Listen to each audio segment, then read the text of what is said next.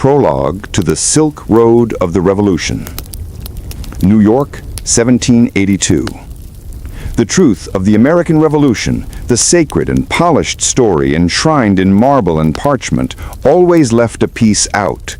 It was a piece of pure, unadulterated shock, a trade conducted not in muskets or treaties, but in the most essential commodity of the age, counterfeit money. Imagine a world where the very currency designed to finance the birth of a nation was systematically undermined not by foreign bankers or royal agents, but by a sprawling, sophisticated, and shockingly effective network of rural American forgers, thieves, and opportunists. This is the story of Owen Sullivan, a name deliberately erased from the grand ledgers of the Continental Congress, yet a man whose silent, extraordinary work in the Pennsylvania and New York backcountry played a more vital, more bizarre, and infinitely more dangerous role than many generals on the battlefield. It is the true, astounding history of how the fight for liberty was secretly fueled by the dirtiest money in the world. Forget the romanticized image of George Washington crossing the Delaware. Picture instead a moonless night in a hidden log cabin near the Delaware Water Gap, the air thick with the metallic tang of copperplate ink, as Owen, with a sweating hand and a desperate prayer, prints another sheet of virtually undetectable, perfectly aged continental currency, money that was not only illegal, but treasonous to the very cause it was meant to save. This is the untold, astounding, true story of the continental currency crisis, the shadow economy that saved the fledgling United States, and the astonishing people who risked the noose to pay the price of freedom in counterfeit bills. Chapter 1. The Anatomy of a Shilling. The scent was what hit you first, a cloying, heavy aroma that clung to the inside of the cabin like a second skin. It was the smell of damp paper pulp, stale cider, and the faint, bitter stink of burnt bone, the essential ingredient in the black ink that gave the continental notes their distinctive, if ultimately fatal, gray hue. Owen Sullivan, at 23, moved with the efficiency of a man far older and far more experienced in the ways of necessary criminality. His hands, though calloused from years of working a forge, his public trade, possessed a surprising delicacy as they manipulated the printing press.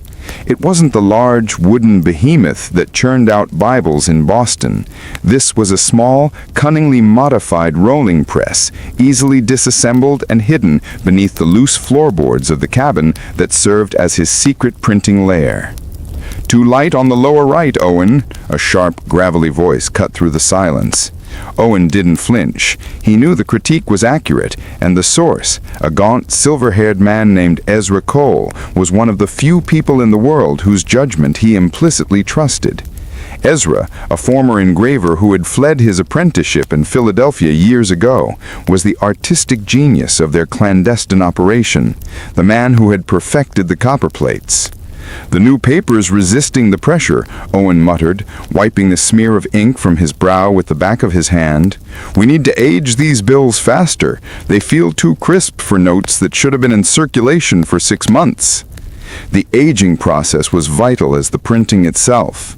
A freshly printed Continental bill, passed off as an original from an earlier, more reliable issue, was a clear invitation to the hangman.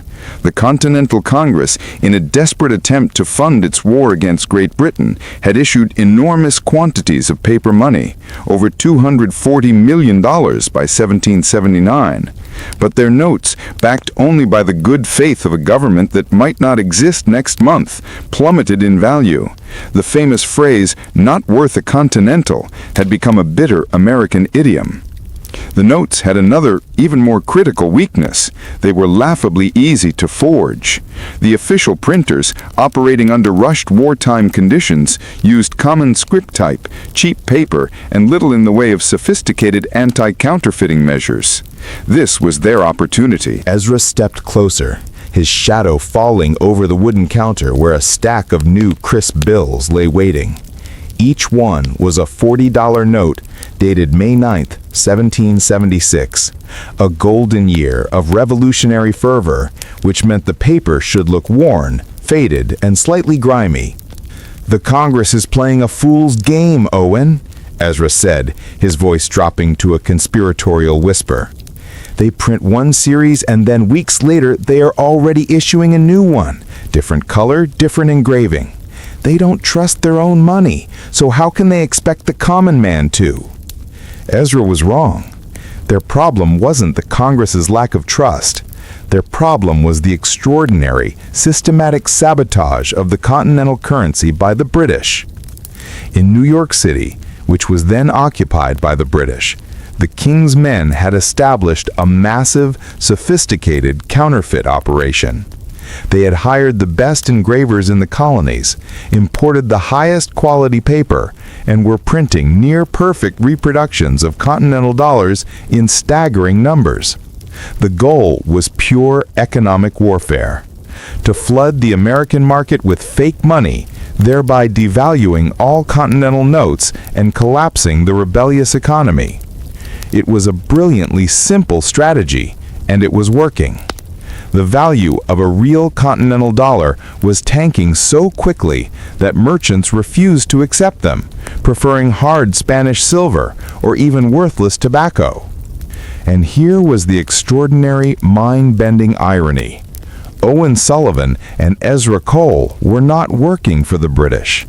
They were, to the astonishment of any future historian, working directly for General George Washington. This was the secret of the American Revolution that was never taught in schools. Faced with an economy being destroyed by British-backed counterfeiting, Washington's spymasters had made a dangerous, desperate decision: to fight fire with fire. Their unofficial, unacknowledged directive was simple: counterfeit the British counterfeiters and use that black money to finance their own covert operations. Owen Sullivan wasn't just a forger. He was a silent, unsung agent of the Culper Spy Ring, the secret network that provided Washington with the intelligence needed to survive. We need $50,000 in the old 76 issue by sunrise. The wagon leaves before the mist clears. It's paying for the new boat and the defection of that Hessian captain in Morristown. Paying for freedom with fake money.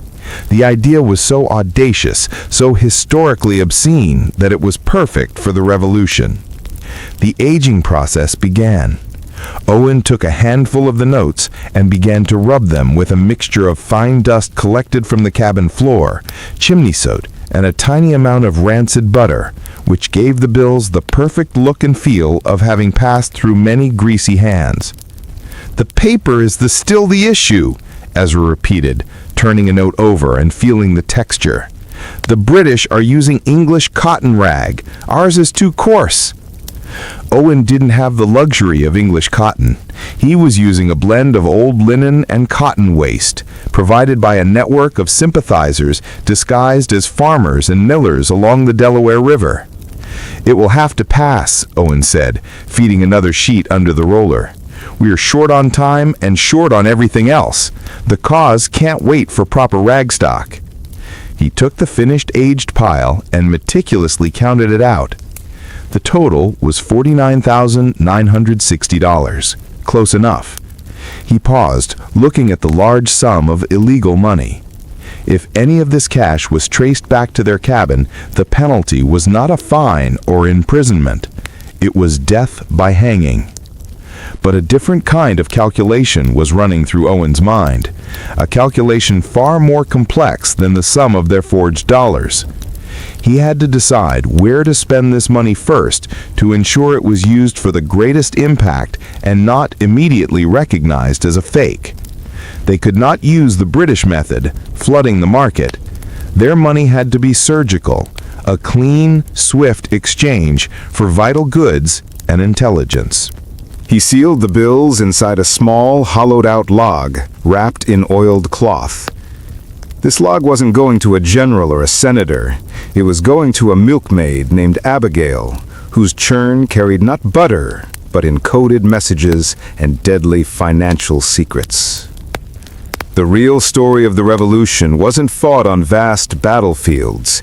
It was won in the clandestine exchanges of small, desperate people, trading fake money for real lives, all in the hope that one day their impossible, treasonous actions would lead to something truly, genuinely real.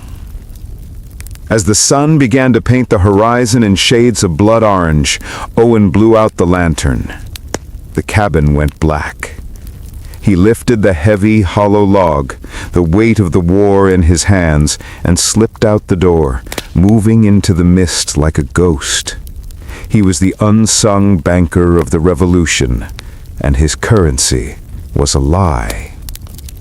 The cartography of treason. The log was heavier than it looked, not just with the bundled $49,960 in counterfeit bills, but with the cold, crushing weight of complicity. Owen Sullivan, walking the narrow, deer-trodden path toward the Delaware River, felt every stride as an act of treason, both to the king he ostensibly opposed and, more acutely, to the moral foundation of the new republic he secretly fought for. He rendezvoused with Abigail near the river's edge, where the morning mist still held the air in a chilling grip. Abigail wasn't the rosy-cheeked milkmaid of pastoral fantasy.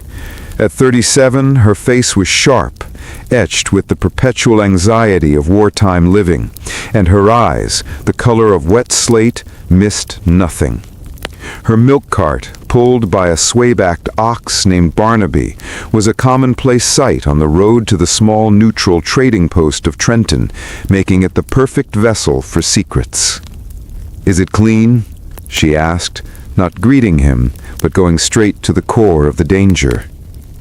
Owen pulled the log from beneath his homespun coat, the rough wood snagging the damp wool. "It's as clean as we can make it. Aged, dusted, and stamped on the old 76 plate. It's for the Morriston operation, the Hessian captain." Abigail accepted the log, her small, powerful hands testing its weight and balance before dropping it into a false bottom beneath her largest milk churn, the clank of tin a sound of profound risk. "The price for the captain's change of allegiance keeps rising," she stated flatly. "His intelligence on the supply movements is vital, but his greed is endless. It costs more every time." This was the brutal reality of the Revolutionary War's underworld.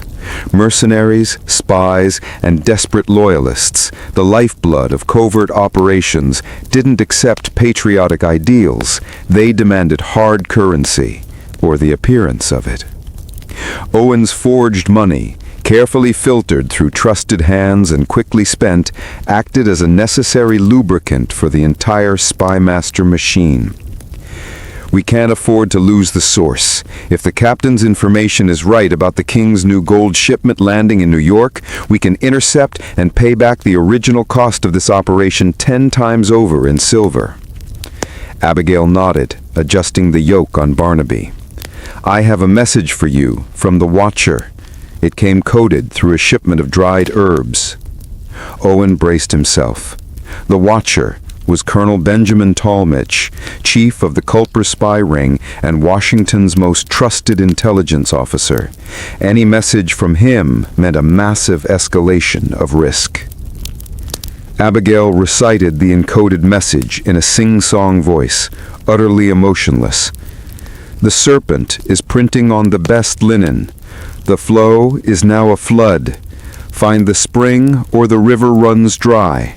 Priority, New York." Owen felt a cold dread grip him. The Serpent was their code for the British counterfeiting operation in occupied New York City. The reference to best linen was the critical, terrifying detail. It meant the British had perfected their operation. No longer were they relying on common paper. They were now using the premium, high-quality linen rag paper, identical to what the legitimate congressional printers sometimes used for their most reliable bills. If the British counterfeits were now printed on the right paper, They would be virtually indistinguishable from the real currency in circulation. This wasn't just economic warfare, it was economic annihilation. "They've perfected it," Owen murmured, turning the terrible truth over in his mind. "They'll collapse the entire currency in months. The army won't be paid, the farmers won't sell, and the whole system grinds to a halt." The mission had changed. It was no longer about providing supplementary funds for espionage. It was about saving the entire continental economy by dismantling the British forge. "The Watcher is demanding we find the British's main press," Abigail confirmed.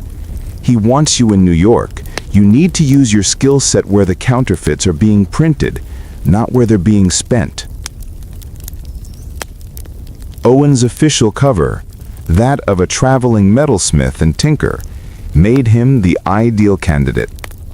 He could enter New York to repair iron goods and, under the guise of an itinerant worker, search for the most telling signs of a large-scale printing operation. The telltale smell of acid used for etching copper plates, the excessive demand for linen rags, and the constant thumping rhythm of a heavy printing press. The paper trail to Manhattan. Owen knew the sheer audacity of this assignment. New York City, under the heel of General Sir Henry Clinton, was a hornet's nest of British regulars, Hessian mercenaries, and vengeful loyalists. To be a known patriot in that city was to court a quick execution. To be a patriot spy searching for the source of the British's financial black-op was suicide, plain and simple. But the necessity was undeniable. The financial health of the American cause was a house of cards, and the British were burning it from the foundation up. Owen traveled for 3 days, his cover identity firmly in place. He was Thomas Fitch, a metalsmith from the Wyoming Valley, looking for work and hoping to escape the relentless fighting in the countryside. He carried a small satchel of tools, a few legitimate silver shillings as seed money, and a carefully crafted map of the city's major blacksmith shops and paper mills, the two places most likely to interact with a secret printing operation. He entered Manhattan by ferry. The sight of thousands of red-coated soldiers and the king's ships anchored in the harbor, a visceral reminder of the crown's power. The city felt different than the quiet, rebellious villages of the interior. It was bustling, wealthy, and thoroughly British. His first stop was a dilapidated paper mill near the freshwater pond. Papermaking in the 18th century was a smelly, water-intensive business. Workers used massive wooden stampers to pound linen and cotton rags into a pulp, which was then mixed with water, spread on molds, and pressed. Owen spoke to the mill's foreman, a burly, suspicious man named Higgins, under the pretense of offering to repair a broken sluice gate. "Terrible business these days, Mr. Higgins," Owen remarked, pointing to the few piles of used rags waiting to be pulped. "Scarcity of good stock, I'd wager."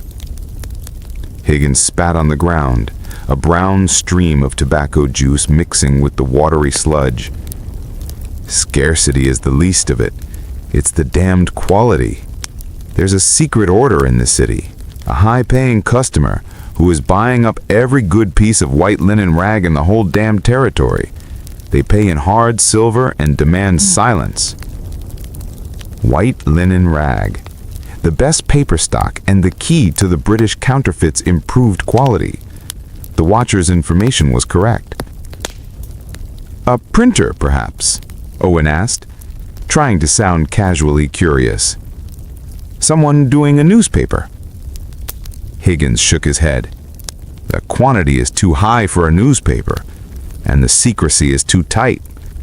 They send their own carters, hush-mouth types. I only know they load the stock on the carts marked with the crest of the Royal Artillery." A military operation. This confirmed their worst fears. The counterfeiting wasn't a rogue operation. It was a centrally commanded, strategic military objective. The Royal Artillery was responsible for ordnance and engineering, but in occupied territory, they also handled sensitive logistics. The press wasn't in a back alley shop. It was inside a secured, military-controlled area. Owen completed his repair on the sluice, earning a few honest pence, but his mind was reeling. A military compound meant guards, walls, and no easy way in. That evening, in a crowded, cheap tavern frequented by dock workers and low-level soldiers, Owen got his next break. He bought a drink for a young, talkative British soldier, barely out of his teens, who was complaining about the monotony of his duty. Bloody artillery duty, that's what it is. Instead of fighting rebels, I'm guarding paper. The old sugar house on Liberty Street. Endless deliveries, endless noise. It's a hell of a place. The sugar houses were famous, or infamous, landmarks in New York. They were towering, sturdy brick buildings originally used to refine sugar, but during the occupation, the British had converted them into brutal, overcrowded prisons. A printing press, massive, heavy, and loud, hidden inside a tightly controlled, well-guarded prison complex. The genius of the location was terrifying. Who would ever suspect that the economic death of the United States was being manufactured within a place of such visible misery and control? The noise of the printing press would be easily masked by the screams and suffering of the thousands of prisoners within. Owen now had the location, the sugar house on Liberty Street. He had his target. Now he had to devise a plan to get in, locate the press, and either disable it or gather proof that would expose the British operation on an international stage. A truth that could shift the entire balance of the war. He finished his ale, the realization settling in his stomach like a lead weight. His journey with the counterfeit currency had been a journey to this point. To save the real money, he now had to risk everything for a single, impossible